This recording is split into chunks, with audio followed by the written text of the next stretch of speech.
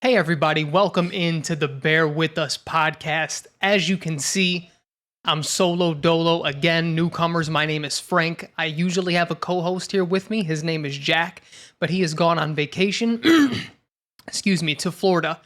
I know what you're thinking. There's hurricanes in Florida. What the hell is he doing? So let me tell you a quick story. This guy goes to the airport. They tell him there are no flights to or from Florida right now. The planes are, they can't take off. The hurricanes are just too much. The weather's too bad.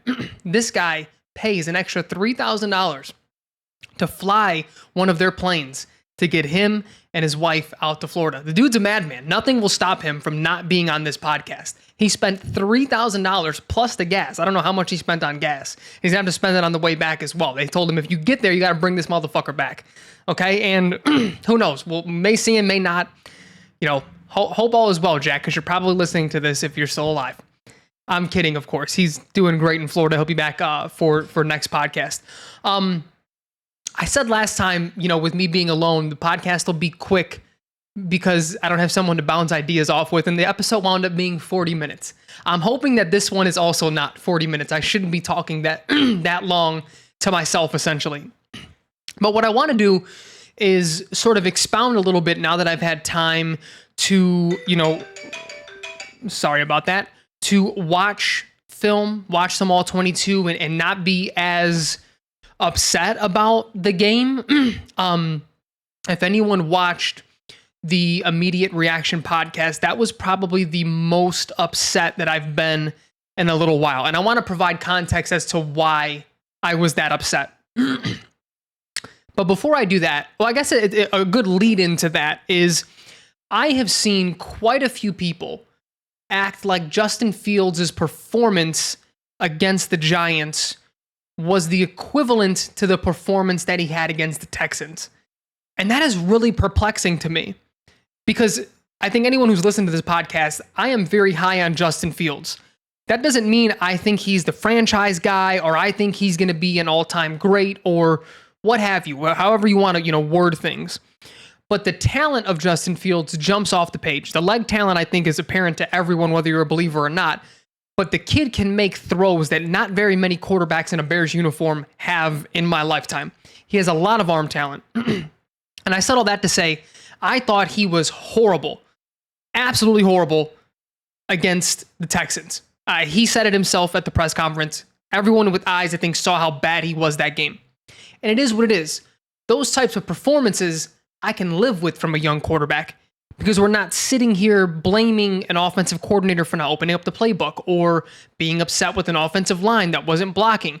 By all means, the offense looked pretty good against the Texans outside of Justin Fields' errant throws, right? I'm seeing some of the comments coming off of this Giants game, and people are reacting the same exact way towards him. Where they're like, oh, see, I told you he's horrible, or I told you he's a bum, and he did Justin Fields did not have a bad game. Justin Fields, as a matter of fact, I think had a pretty good game. It's hard to say like good or great game because eventually like stats and touchdowns have to happen. But for everything that was collapsing around him, including awful play by your center and left guard after Cody Whitehair went out, and your right tackle. Larry Borum it doesn't seem to be a very good football player anymore. And for the receivers to essentially have like zero separation throughout the game, for him to do what he did, the drop passes that I touched on in that Immediate Reaction, those were dimes. Those are right on the money. Justin played about as well as you can given the circumstances. And I know everyone wants to, compare young guys to, Patrick Mahomes and Josh Allen and the elite quarterbacks of the league because that's what you're hoping they become. But if you're going to do that, you need to compare people who are in that exact same situation. I mean, look what happened to Patrick Mahomes in the Super Bowl against the Bucs a couple of years ago when his left tackle and right tackle were both out. He was running for his fucking life. And anyone who said he had a bad game, I dismiss your opinion. And I feel the same way about Justin Fields to a lesser degree. The moment wasn't as big, obviously, but when you're hit with that amount of pressure and your receivers are dropping passes, they're not separating, what exactly are you supposed to do? I have seen some plays that show me that he doesn't trust his offensive line anymore, which is like, to a certain degree, how the hell can you blame him? Let me pull up this stat. He is getting pressured at, this specific game. Justin Fields was pressured 51.4% of his dropbacks against the Giants. On plays where he had a clean pocket, he went 10 for 14 for 168 yards. And this is from Lauren Cox. I want to shout you out. At Cox Sports 1 on Twitter. That's a wild name. It might be his last name. Anyway, it's, if you're talking about 51, that's over half of your dropbacks you're being pressured. And there were some plays where he looked at his first read. It looked like he took a glance up the middle and he saw a Giants defender really not there. He wasn't coming at him, but he just sort of saw the jersey and bailed out. And again, it's like, how the hell do you blame this kid for reacting that way? Your offensive line is letting you down. They're not giving you time. And this is actually something I asked for last year. Early development for a quarterback. I do not mind if you are a one read and go quarterback. That's a better situation for you than sitting back there looking at your third, fourth, fifth read with guys who aren't getting open. And then the pressure starts to get there. The book on Justin has been that he holds the ball too long, and that still sort of is the case. That processor's still speeding up. He holds the ball a little bit. Maybe he's going for more home runs, and we see this with young guys. Trevor Lawrence holds the ball a long time as well. Joe Burrow holds the ball a long time. Deshaun Watson held the ball a long time. People who, I know there's a lot of people really high on Russell Wilson, maybe not this year, but he holds the ball a long time. That doesn't mean you're a bad quarterback. Some quarterbacks just hold the ball longer. Not every quarterback is a quick decision or a quick thrower, I should say, just a quick 3-step drop, let it go. That's not how every quarterback plays. But I don't understand what fans want out of Justin Fields in a game like that. And again, I'm not sitting here caping for him. I went on record on how bad of a game I thought he had against the Texans. It was the worst game I thought he had in a Bears uniform. This was not that. The fact that people can equate the two performances simply lets me know people really don't know what they're watching when they're watching football. And that's not me being on my high horse. I'm no expert. I'm not an offensive coordinator. I can't break down to you every single pass coverage or what, defensive looks that the defense is giving you. But the basics of football, I understand on both the offensive and the defensive end. And the fact that, people can watch this team for 20, 30 years. I'm seeing it's been a lifelong fan, and here they go again. And I'm like, what are you talking about? This was not a Caleb Haney game. This was not a Craig Krenzel game. This wasn't a Henry Burris game where it was just, they looked completely awful. It wasn't a last week Justin Fields game. He looked pretty damn good, is what I'm saying. I think he made a lot of chicken salad out of chicken shit.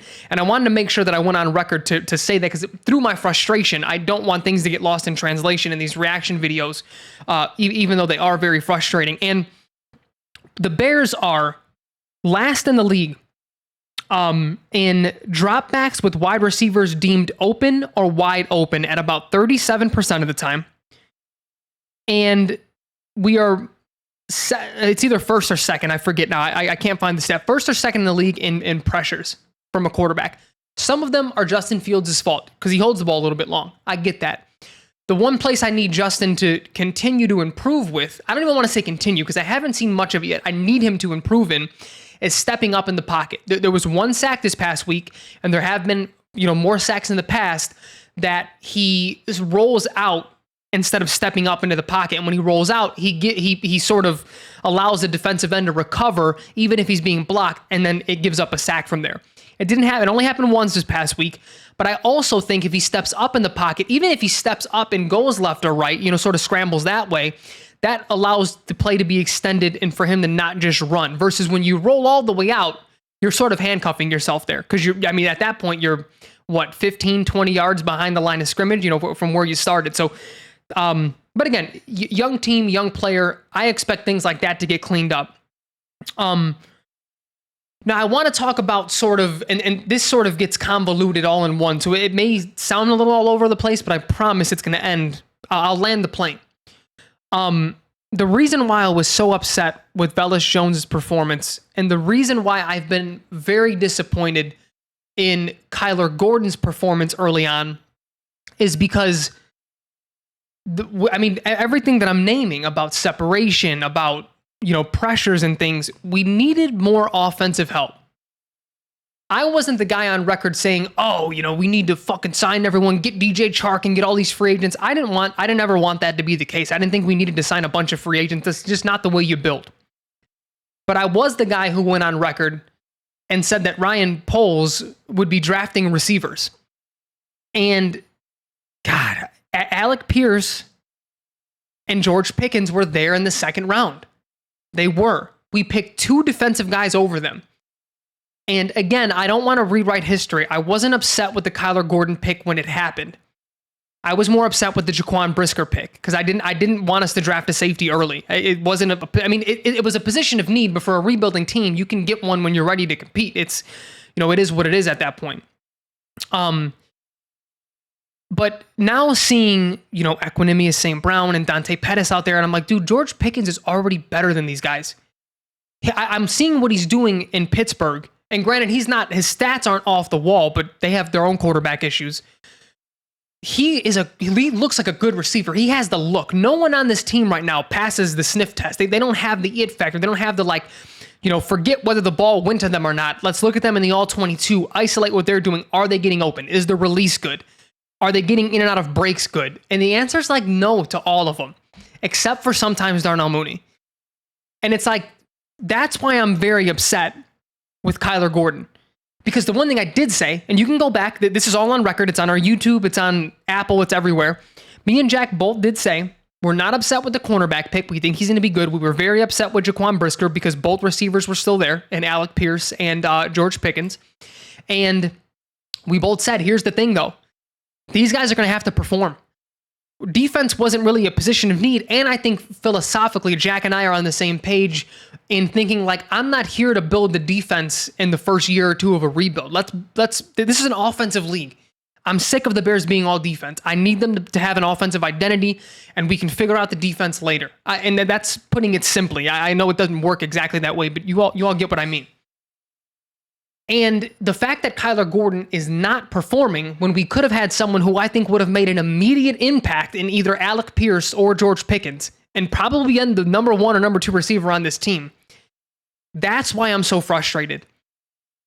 And that leads me into Velus Jones. I know he's been hurt, but what exactly is happening that you aren't getting on the field to be a wide receiver?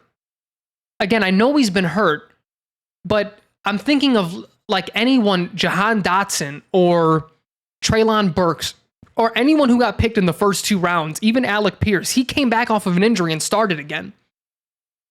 I understand injury has taken him away from the practice field.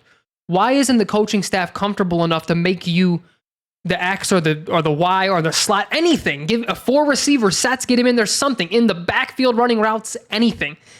We needed him to be an impact player immediately.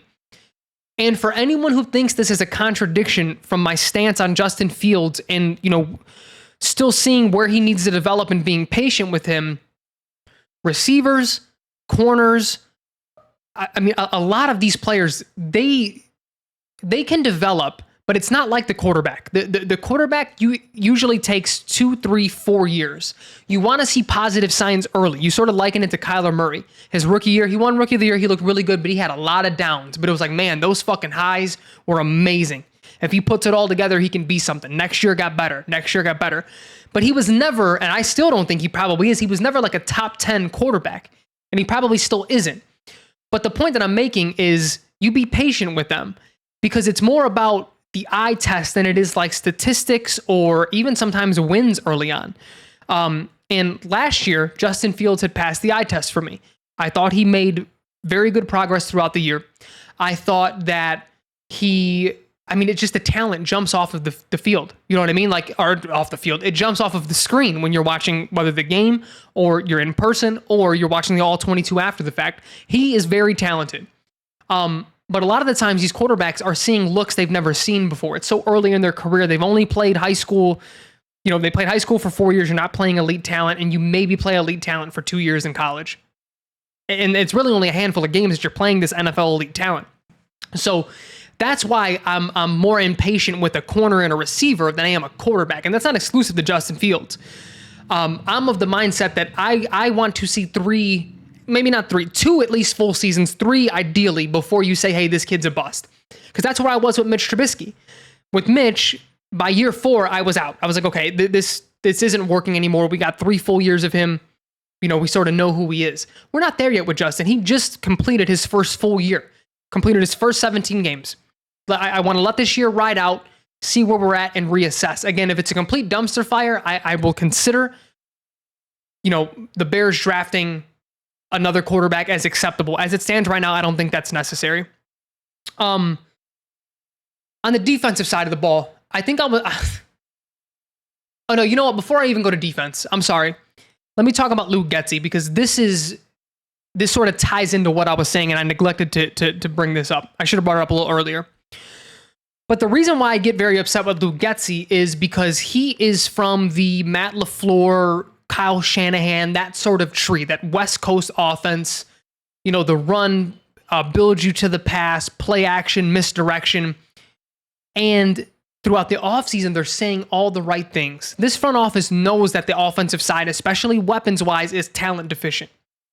We know that. But we were sold that this scheme would sort of make up for the lack of talent. We've seen that happen before with Kyle Shanahan. We've seen it happen before even with Arthur Smith. We've seen it happen before with, in years past with someone like Mike Martz. It can happen. It's a thing.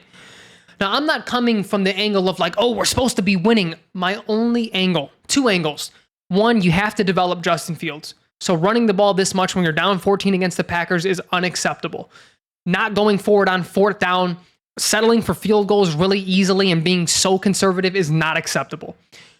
But the second angle is I just want us to be watchable, man. I don't care how much we win this year. I want Justin Fields to be developed, and I want us to be fun to watch. Let's be the fucking Lions. Let's score 40 points and lose. Who fucking cares? But I want us to be fun. I can't continue to have this team be boring. I can't continue to have it feel like a chore to watch this football team. I can't. I'm over it. It's been a chore my whole life outside of like 3 years. It's been an absolute chore to watch this team. Which leads me over to the defensive side. I'm not as upset as a lot of people are with this defense's ability to stop the run, or inability, I should say, to stop the run. It was one of my worries coming out, but again, in my mindset is that we're in year 1 of a rebuild or a retool or whatever you want to call this. We're in year 1 of the new regime, the new plan. And usually what that looks like is like what the Lions are looking like. Like the defense is bad, so they're losing late, but then you're sort of stacking up these high picks over the years, so you're building this thing into a winner eventually. And you look within our division, like the Lions, again, I'm using them as an example. They're really fun to watch. I know they're 1-3. I would rather be them right now.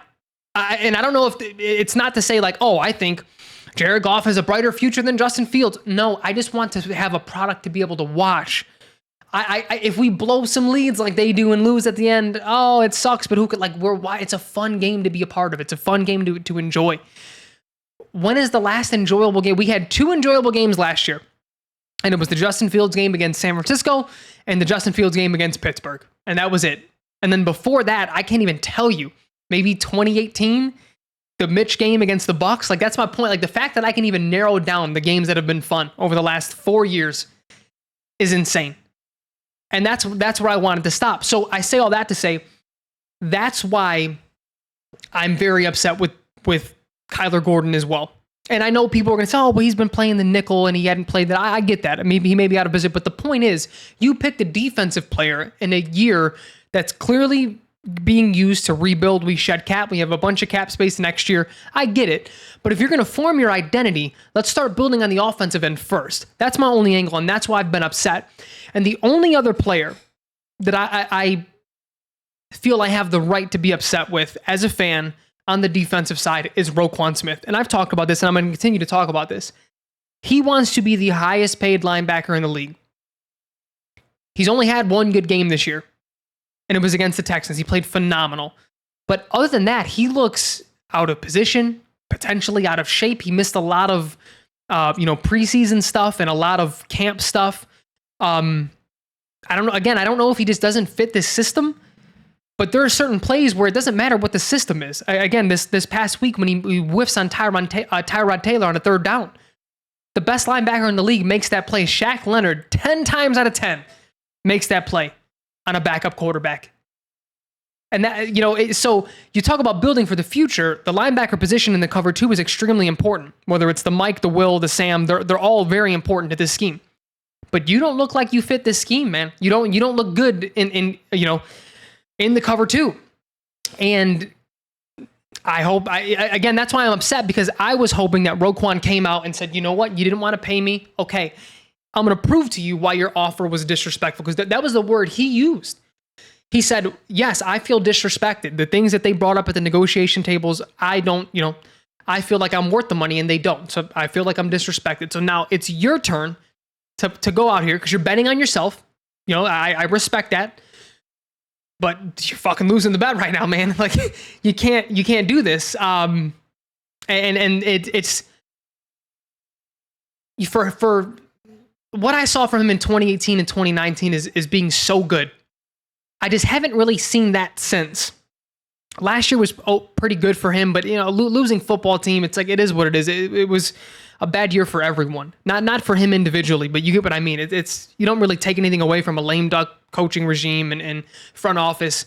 So I just expected more of him. Like I didn't come in with expectations of very many players, because you're sort of seeing what you can get out of these guys. But Roquan was the one that I had expectations for.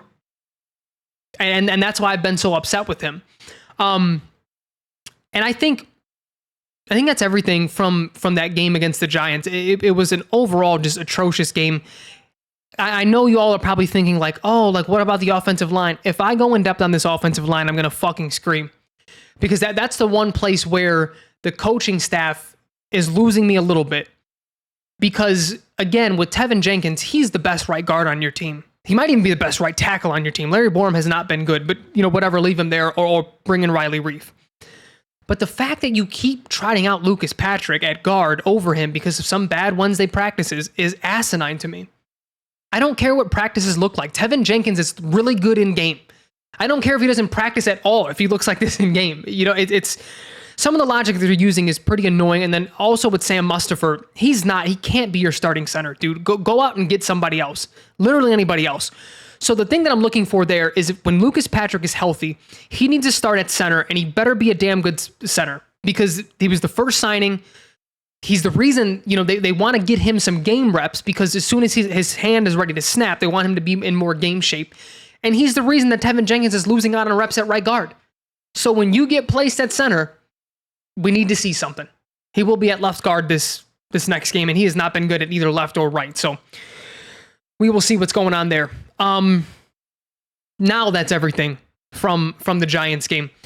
And I will save the preview for the Vikings game for last. Let's get into some game picks. Jack has sent me his picks over. And again, I didn't get a chance to line up my picks with his. Our orders are always so different. We need to just start using the same app. But the Thursday night game, so tomorrow night, Colts at Broncos. He is going with the Colts. The Colts are entering that territory for me where I just can't, in good faith, pick them. They do not look like a good football team. Matt Ryan looks old. This may be Matt Ryan's last year. I'm going with the Broncos, even for as bad as the Broncos have looked. Maybe it's more rust than anything else, but even he, I think, has looked better than Matt Ryan, outside of the good second half that Matt Ryan had against the Chiefs. So I'm going Broncos. He's going Colts. Next game, Packers versus the Giants. Wow, the Packers are -8.5. We are both going with the Packers. I don't think there's much to break down here. The Packers defense looks really good. The Giants should not be able to run the ball the way they did against the Bears. Daniel Jones is Daniel Jones. I'm not picking him over Aaron Rodgers. We can move on. Very next game, Lions at Patriots. Ooh, this is a sneaky good one. Jack is going Lions. I am going Patriots. The Lions have, I think, the number one rated offense in the league. But the Pats have a pretty good defense still. And I just have a feeling this is going to be the week where the Lions don't look the greatest offensively. Bill B is going to have something cooked up for Jared Goff. I think he owns Jared Goff's soul. And that's what I'm sticking with. Next game is the Chargers versus the Browns. This is a good one. I think we're both going Chargers here. Let me see his pick. Yeah, we're both going Chargers. The Browns are doing what they need to do, though, this year until Deshaun Watson gets back. You hover around 500 and you hope he can get on a hot streak and get you to the playoffs. And again, I know he's a nasty man. We've spoke on everything about that. I'm talking about strictly on the field. I don't even feel like it's kind of asinine that I feel the need to even like preface anything I say about him. That it's like, yeah, I don't agree with what he did with off the field. Like that should be a given. Next game, the Jaguars versus the Texans. The Texans are in that range where I can't in good faith pick them pretty much against anybody. We're both going with the Jaguars. Trevor Lawrence had a rough game last week. I think this is his bounce back week. And the Texans just they're pretty bland. But seeing what Davis Mills has done, he's looked pretty serviceable. He's looked okay. He's probably going to wind up being one of those lifelong backups that's in the league for 22 years if he feels like it. But I felt the same way about him that I did about Gardner Minshew. I was pretty convinced that they really weren't the guys, but you don't just get rid of them immediately. If they play good in year one, give them a year two, because then you have a sort of two options here. One, he winds up being better than everyone thinks, and he is your franchise guy as the 5th round pick or 6th, whatever he was. Or he fucking stinks up the joint, and then now you have a top 5 pick, potentially number 1 pick, to get your actual guy. And I think that's the way it should be done. Moving on, though, we are going to the Bucks and the Falcons. The Bucks have to bounce back. The Falcons have been fun to watch, though. Everyone clowned them for signing so many Bears players or former Bears players. Mariota's look a little better than I thought he would, but I'm going Bucks. There's no way that I can pick them over Tom Brady. The next game is the Bills versus the Steelers. Mitch is finally done there. It only took 3.5 weeks. So that Steelers defense is still really good, though. I think they'll keep it close, but I think the Bills win this game probably by 2 scores. I don't think Kenny Pickett is ready. That's a rough first start for him.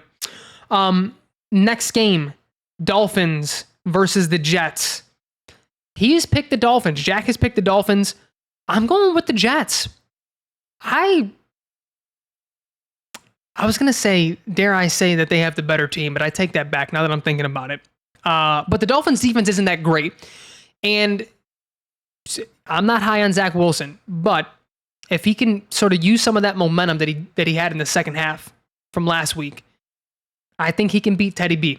I think the Jets can do it. I'm going with the Jets. Next game. Well, no, it's Vikings Bears. I'll save that. Next game is the Titans versus the Commanders. We're both going with the Titans. Commanders are in that zone where I'm not picking them virtually against anybody. I have maybe a handful of teams, and the Bears are inching that way. For everyone who's wondering, you're probably like, can you say that and you're a Bears fan? Trust me. The Bears are inching very close to that territory. Next game is the Seahawks versus the Saints. The Saints had 2 outcomes this year, either really good or really bad. There was sort of no in between, and they're starting to go towards that really bad. We are both going with the Seahawks. Man, it's starting to look like everyone was wrong that the Seahawks made the wrong choice between Russ and Pete Carroll. Because the Seahawks don't look fucking bad. They've actually been pretty fun to watch, too. Both going Seahawks, though. Very next game, the 49ers versus the Panthers. Panthers are in that zone as well. Can't pick them. No way, no how. We're both going with the 49ers. Next game is Eagles versus Cardinals. I don't think I picked an upset this week. Jack is going Eagles. And I think every common sense in me says go Eagles. But because this is the NFL, I'm going with the Cardinals. For as many complaints as you can have about Kyler Murray, he's a fucking gamer, no pun intended. He shows up in the biggest moments outside of the playoffs. I'm talking about regular season. I think he has a big game. I think he has a big game, and he hands the Eagles their first loss. Very next game is the Rams versus the... We're going back and forth between text and my app is throwing me off. Where are the Rams? The Rams and Cowboys. Fucking Cooper Rush. Cooper Rush has looked pretty damn good.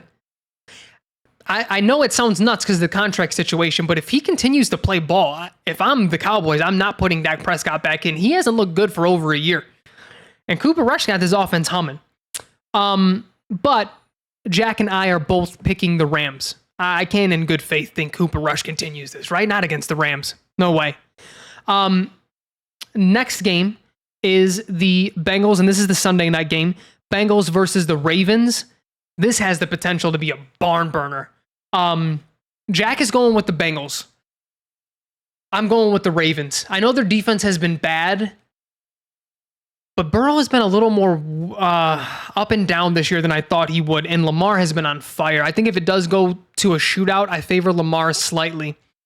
But the Ravens have to figure out that defense. They are awful. That defense has been really bad. Then we go on to the Monday night game. The Chiefs versus the Raiders. I can't in good faith pick Derek Carr over Patty Mahomes, even though the Raiders have given him a lot of trouble in his career. I think they went 2-0 against him last year. The Raiders seem to just show up when it's the Chiefs, but the Chiefs, they look to be on a different level right now. They look back to being the Super Bowl winning Chiefs, which is scary for the league. So I'm going with the Chiefs. Last but not least, let's go ahead and preview this Bears versus Vikings game. I'm just going to go ahead and say it. I'm not going to lead y'all on and act like, the Bears have a shot here. The Vikings are winning this game. I can't see a scenario in which the Bears win. But some of the things that I want to see. One, we can't stop the run. So Dalvin Cook and Alexander Mattison, they may have 100 each against us. So defensively, I think the only thing that I would like to see more of is Travis Gibson have more reps over Al-Qadim Muhammad. And I would also like to see more of Dominique Robinson. I also want Kyler Gordon to not play the nickel. I'd rather him outside over Vildor, but I don't know if I'm going to get that this year. Offensively, though, and this is more on Luke Getsy than anything else, I need more aggression. I need you to play like you're trying to win the game and not play to keep it close by settling for field goals and running the ball 90 times. I have to see more misdirection out of this offense. The Vikings defense isn't that great, and they're going to score points against this Bears defense. So this game is really going to show me whether or not Luke Getsy I don't know if this is some influence from Matt Eberflus either. But this just this coaching staff, it's going to show me, can you be aggressive when your backs are against the wall? We may be down 2 scores at one point this game. We were already in this scenario against the Packers, and Luke Getsy continued to run the ball. And you maybe if you want to throw him a bone and give him an excuse, you can say, well, Matt LaFleur knows him like the back of his hand. He taught him a lot and he was under him, so he knew that if he gave him these sort of coverages, he would continue to run the ball. Okay, fine. Take that excuse. This is the game where you throw that out of the window. This is the game where you go for it on the 4th and shorts. This is the game where you don't get conservative inside the 20. Justin Fields throws a fucking 50-yarder to Mooney, and then we just, all right, close up shop, 3 straight runs and a field goal. No. Or at the very least, utilize Justin Fields' legs inside the 10. Like, let's let him try to run for touchdowns. He can do that. It's not against the rules. I promise it's not, Luke. Some of the things that I really want to see, though, we haven't, 2 things come to mind. We haven't utilized the hurry-up offense really at all this year.